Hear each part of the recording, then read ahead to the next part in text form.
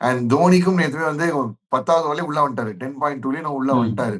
பழைய தோனி கிடையாது. பழைய தோனினா உங்களுக்கு வந்து சரி ஒரு ட்ரை பண்ணலாம். ஒரு அட்டெம்ப்ட் ட்ரை பண்ணா அடிக்க போயிருப்பாப்ல. ஆனா ம். அவருக்குமே தெரியும்.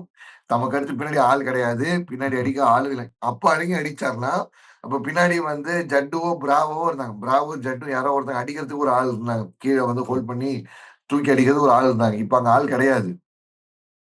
ஏஜிங் இதுல இருக்கிறாரு. 10.2ல உள்ள வந்தாலும் 20 ஓவர் வரைக்கும் நாட் அவுட்டா நின்னாலும், அவர் பவுண்டரி அடிக்கிறதுக்கே 19 பால் தேவைப்பட்டுச்சு. ஸோ இந்த ஃபயர் பவர் இல்லாம அவங்க பேட்டிங் லைனப் இருக்கிறது ஒரு காரணம்னு சொல்றதா? இல்ல லீட் ஸ்பின்னர் அடி வாங்குனா ஒட்டுமொத்தமா மொரால் அப்படியே டவுன் ஆயி ஸ்பின்னே யூஸ் பண்ண வேணான்னு அந்த டிஃபென்சிவ் அப்ரோச் போடுற பவுலிங் மெத்தட் சொல்றதா? நேத்தும் கேட்ச் விட்டாரு. நேத்து வந்து ஆக்சுவலா முகேஷ் சௌத்ரி ஒரு கேட்ச விட்டாரு. கேட்சிங் ம்.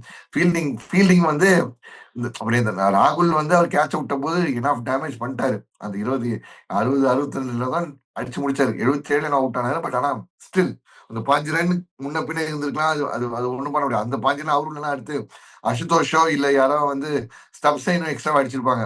புரியுதுங்களா? அந்த அட்டாக்கிங் பவுலிங் நேத்து வந்து பெருசா வந்து அங்க ஒரு லைன்ல எடுத்த மாரி எனக்கு தெரியல. Defensive very ultra defensive batting. அத விட கொஞ்சம் கம்பேரிட்டிவா பெட்டரா இருக்க பவுலிங்.